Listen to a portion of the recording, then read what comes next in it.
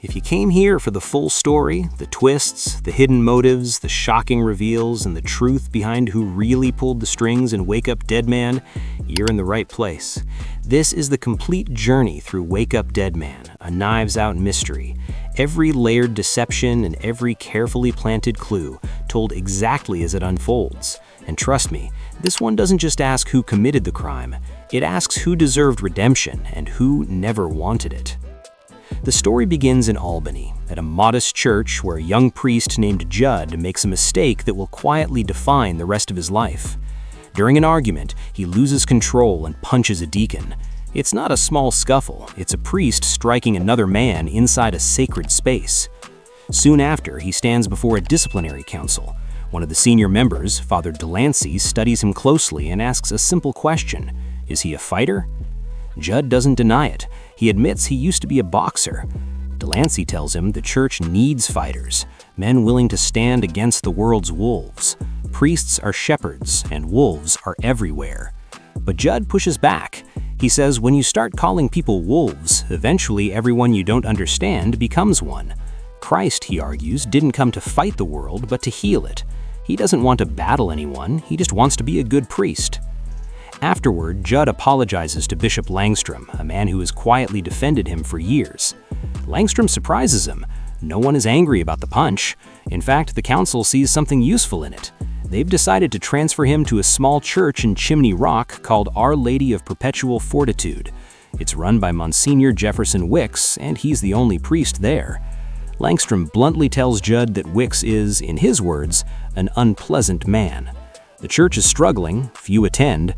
Maybe Judd's fire is exactly what it needs. Judd arrives days later. The building feels heavy. The first thing he notices is the missing cross from the wall. Before he can think too much about it, the door opens behind him. Monsignor Wicks stands there. After brief introductions, Wicks presents his assistant, Martha, and immediately asks Judd to hear his confession. Wicks admits it's been 6 weeks since his last confession. He confesses envy, of wealth, of flashy sports cars from commercials, of the authority his grandfather once commanded. Then he confesses something more uncomfortable. He claims to have masturbated 30 times in various places, including after dreaming about a Japanese cafe where the cats were girls. He even describes finishing onto a copy of the Catholic Chronicle. Judd, clearly unsure how to respond, assigns 5 Hail Marys and 1 Glory Be. Over the following weeks, Judd settles into the uneasy rhythm of the church. He befriends Sam, the groundskeeper, who is married to Martha. Sam reveals that Wicks once helped him quit drinking, telling him if he could conquer his own demons, Sam could too. Judd begins assisting Martha with paperwork and notices how tightly the church is run. One day, he finds crude drawings scrawled across the crypt outside.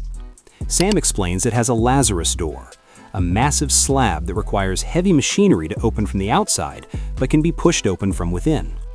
Buried there is Orentus, Wicks's grandfather and the church's founder. Martha speaks of him with reverence. She says he was like a father to her. Seeing children deface his tomb makes her ill. Later, as Judd prepares to hang a new cross, Wicks stops him. "Leave the wall bare," he says. "It should remain a reminder of the shameful sin of a harlot, his mother, Grace." Judd eventually learns the complicated story. After being widowed, Orentus joined the priesthood and founded the church while raising Grace. She grew up under strict control, dressed provocatively as she got older, and eventually became pregnant by a drifter. To protect young Wicks, Orentus promised Grace his fortune, but only if she remained under his roof. He warned Martha long ago that wealth is like Eve's apple, capable of corrupting anyone. Orentus died after taking communion. When Grace went to claim her inheritance, she was told there was no money. Rumors spread. Had he thrown it into the sea? Donated it? All she received was a wooden box with a small Jesus figurine. Enraged, Grace desecrated the church. Martha whispered that God would forgive her. Not long after, Grace died of a brain aneurysm after throwing herself against her father's tomb. Judd is shaken. The air feels thick with history and bitterness, yet people still choose this place as their spiritual home. Over 9 months, he comes to know Wicks's inner circle. Vera Draven, a local attorney, keeps her late father's firm alive and of loyalty. Her adopted son, Cy, once dreamed of political power but now runs a YouTube channel. Nat Sharp, the town doctor, adores his wife Darla, who recently left him for a wealthier man. Lee, a sci-fi novelist, credits Wicks for changing his life, but now hopes to revive his fading career by writing a book inspired by Wicks's teachings. Simone, once a world-class cellist, now wheelchair-bound from illness, believes Wicks may deliver a miracle doctors could not. Judd notices something unsettling. Every week during Mass, instead of preaching forgiveness, Wicks publicly shames someone, often a newcomer. One Sunday, he humiliates a single mother, accusing her of selfishness. She leaves in tears. Judd decides to gather the group for a private prayer focused on forgiveness. He shares his own story. At 17, as a boxer, he killed a man in the ring. Afterward, he built walls of anger and addiction. Confession didn't erase his darkness, it sustained him. That's the church he wants. Martha interrupts. "Where is Monsignor Wicks?" When she realizes Wicks wasn't invited, she texts him. The group grows uneasy. They leave. Martha coolly tells Judd his little coup failed. When Judd challenges her, could she confess her deepest sins to Wicks without fear? She simply says yes, and she does. 9 months later, Wicks again confesses masturbation. Judd confronts him. He's seen Wicks's medical records. A radical prostatectomy 5 years earlier makes those confessions impossible. It's manipulation. Judd accuses Wicks of cultivating anger in Nat, paranoia in Lee, false hope in Simone, and political extremism in Cy. Instead of healing, he's poisoning them. Wicks punches him. Anger, he says, proves you're not helpless. Judd calls him a cancer he intends to cut out. Unbeknownst to him, Cy records everything. Soon after, Judd overhears a private meeting. Wicks demands he leave. Shaken, Judd goes to a bar and accidentally breaks a devil figurine lamp owned by Nikolai. Later, in anger, he throws the broken figurine through a church window. On Good Friday, during the 3 p.m. service, something feels wrong. Wicks steps into a side room. Moments later, a metallic clunk echoes, followed by a body hitting the floor. Judd rushes in. Wicks lies dead, apparently stabbed. Nat pulls a knife with a devil-shaped handle from his body. Police arrive, led by Chief Geraldine.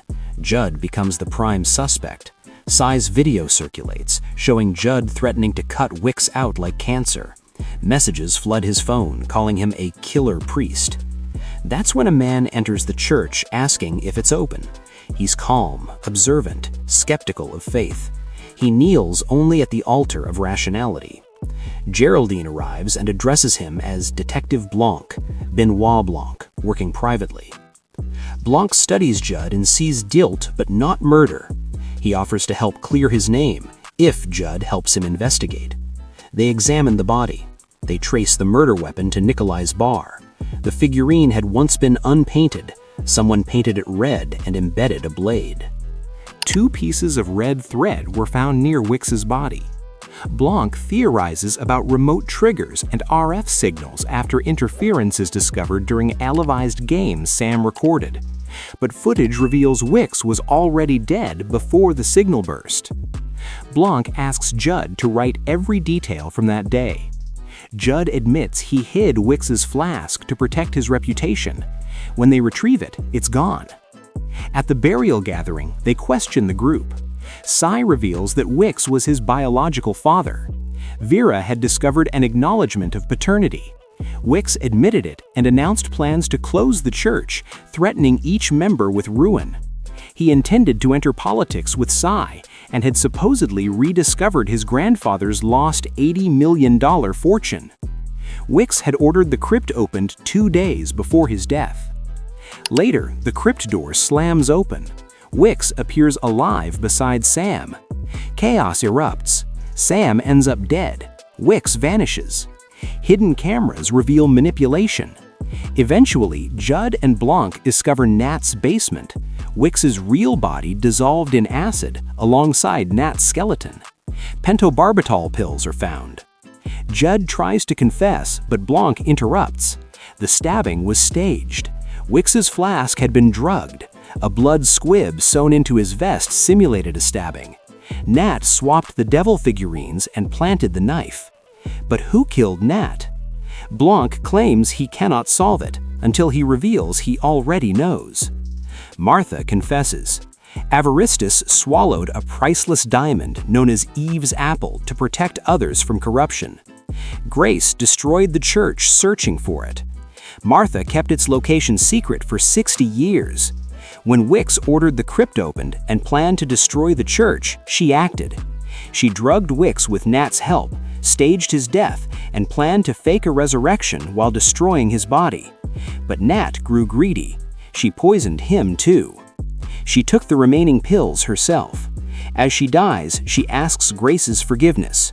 The diamond rolls from her hand. Blanc quietly says he saw nothing. 1 year later, Judd leads the church. The others drift away. Lee's book falters. Vera closes the firm. Simone plays cello again. Cy still hunts for the missing diamond. Judd denies knowing anything. But as he builds a new cross for the sanctuary, hidden deep within the wood, unseen by anyone, lies Eve's apple.